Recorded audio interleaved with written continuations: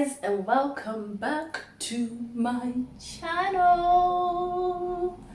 Thank you so much, guys. Thank you for coming back. For a returning subscriber, thank you so much for coming back. If you're new to my channel, thank you and you are welcome. But don't forget to press that subscribe button. And thank you so much, guys. We are over 100 subscribers. For those that are new, I post my videos on Thursdays and Sundays, so make sure to tune in Thursdays and Sundays at 6:30 p.m. I'm also going to put a picture of my Instagram because I try to post daily motivational stuff. So if you need your daily dose of motivation, make sure to follow my Instagram page, and I will put my @ on here as well. To my social medias, to my Snapchat, Instagram and Twitter will be in the description, so check that at the bottom as well. Today's video is about how modeling and me cutting my hair very super short helped me to fall in love with myself and also fight some insecurities. Yeah, I hope you guys like this video.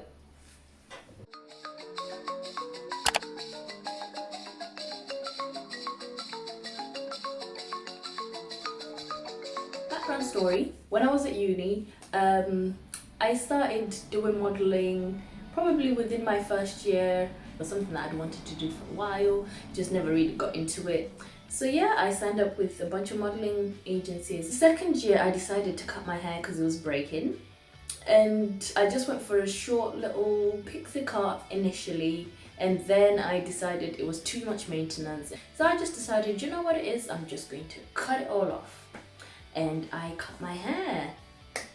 And then I went to Zimbabwe, so I was exposed to people having short hair anyway, so I didn't really feel the difference. I didn't feel like I stood out in any kind of way anyways. Looking back at it now, I feel like that was really beneficial for me because it didn't make me feel like I was an outcast, and it didn't make me feel like I was any different. It was just the norm.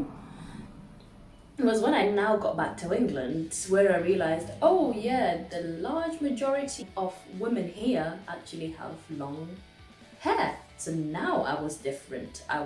You were able to spot me from the crowd. And I'm not really someone that likes being the center of attention anyways. But now I stood out. I was that different friend in the group. I was that different individual, maybe at a house party. I was probably one of the few people that had short hair, especially as short as I had it. And I'm not someone that wears makeup anyways, as you guys could tell. All my videos so far I had zero makeup in, but I will surprise you guys to a video with makeup on, just so that you can see I can switch it up a bit. I started to realize that I was quite insecure because one, I have literally no hair. Two, I have no makeup 99% of the time anyways. They opened up a kind of ones that I didn't know were even there. And I now started feeling very insecure. And like the way I used to dress at uni, I went through phases.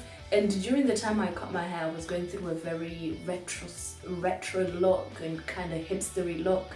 But then I was like, oh, I kind of now come off looking a bit boyish, of which then took me back to a time in primary school when I had short hair, and I was called a boy a lot, and I was bullied because of having short hair.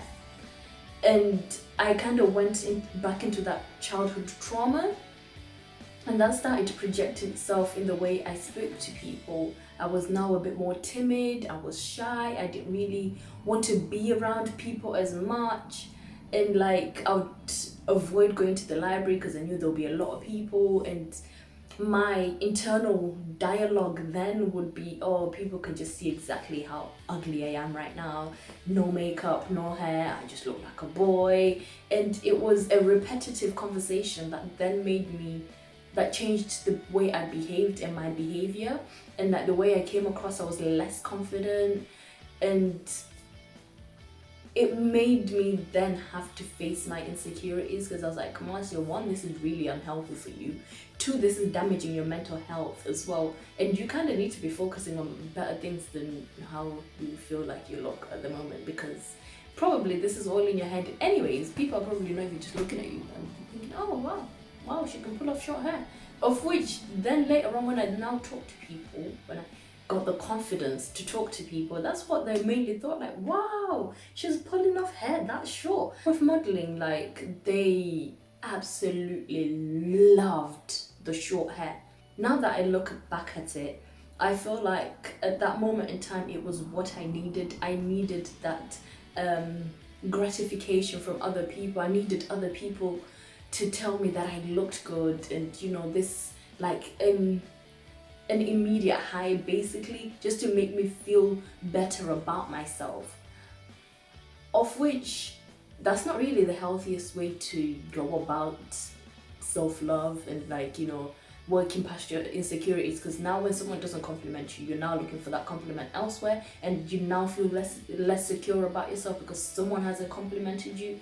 But I feel for me it worked really, really well, because it made me sort of view myself differently. I was like, wow, so people actually think I look really good, like this, short hair, no makeup. And they'll be like, oh my god, you've got no makeup? Like, look at your skin. And it made me feel good internally. But I think the way my brain is wired, I then transferred that back at home, and then transferred it coming from myself. And I was like, wow, Marcia, you do look good. Look at you, short hair, and you're making this good. And I transferred it onto other, like into a way that was now healthy for me. With modeling, I don't know, it's just they made me feel really good. I loved being in front of the camera, and they're like, you know, complimenting the way I was posing. They were complimenting my skin tone, and then I was very insecure about my skin tone. They're like, oh my god, like, your skin is beautiful, like your tone, the way your skin is so smooth, and you have no makeup and you have no pimples, like, wow, you're so lucky, and all of this. And it helped to then feed my ego. And I feel like I then took it from an ego's point of view and transferred it to just me loving myself. And how I managed to do that, I really cannot explain it. It's just, it worked out that way.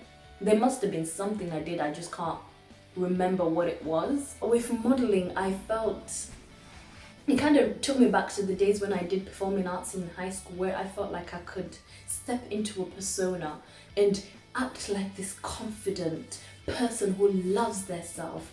And I did exactly that.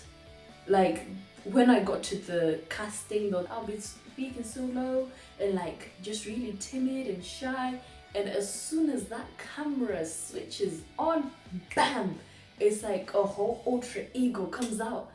And I love that. I love the fact that I have that creative power to just switch it up and turn into something that's different. Like, wow, we can't believe it's the same person. And like, after the pictures have been taken and whatnot, the shoot is done, I'm more a confident person because I've been in that character and I've stepped outside of this insecurity and lack of confidence that I then had. And like, the fact that my short hair, I would literally maybe every 2 weeks, I would go back to the barbers, and my barber did me good. He did me good. He knew how to cut my hair. And I just absolutely loved it. And like, when you're at uni and stuff, like, you seek attention from people. And even then, you're still quite young, really. Like, 18, you're not really that old.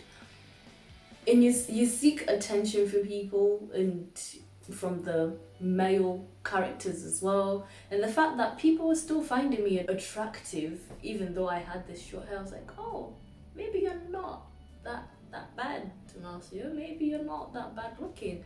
And it seems really silly now, but it's something that has worked, and I can only speak on my truth. Glad that I'm someone who's quite humble, because that didn't go into my head too much, and I didn't become egotistical or a narcissist about it. I transferred that into a way that was healthy, into a way that stemmed my growth and acceptance of myself, just as I looked then. I'm glad I cut my hair. I'm glad I went through that, because had I not gone through that, maybe I'll still be insecure. Maybe I'll still be insecure about the way I looked. Maybe I'll still be insecure about my skin tone. But now, like, I felt like during that time, I felt like I wanted to become a model. Looking at it, I think it was just a tool to help me overcome these insecurities that I had. I'm now just using it as a tool that has helped me. And if any modeling agencies end up coming to this video, or someone that's involved in modeling, and you think, you know, this girl could be fabulous, I can be fabulous, because there's a lot of money to be made in modeling. I would happily make some. Okay, sort of like my takeaway message from this, guys. The method I used was fake it till you make it. So I faked the confidence, I faked the fact that I was in love with myself. I faked it until it became a reality. And thinking of it now, I think I was speaking it into existence. I was manifesting that without realizing that's what I was doing. That confidence has then transpired to little events that have happened to stem the person that I am today. Once you start loving yourself in a way that is healthy for you, and in a way that serves a higher purpose, and in a way that allows you to see your worth and see your value. Because I feel like during the time where I'd initially cut my hair, and before that, I placed a lot of value on how I looked and my worth on how I looked. In some situations, fake it till you make it. But do it in a way that's not egotistical, in a way that's not narcissistic. Make sure you do it consciously, with enough conscience to then transfer that in a way that's healthy for you, a way that feeds you and doesn't feeds the person that you are, not feeds your ego. Another thing is face your insecurities. Like, make sure that you find ways to self-love, to self-regulate. Sure that you look back at the person that you once were and the person that you are now, and see the transformation and the change that you've actually made. Have things that you do for self-love.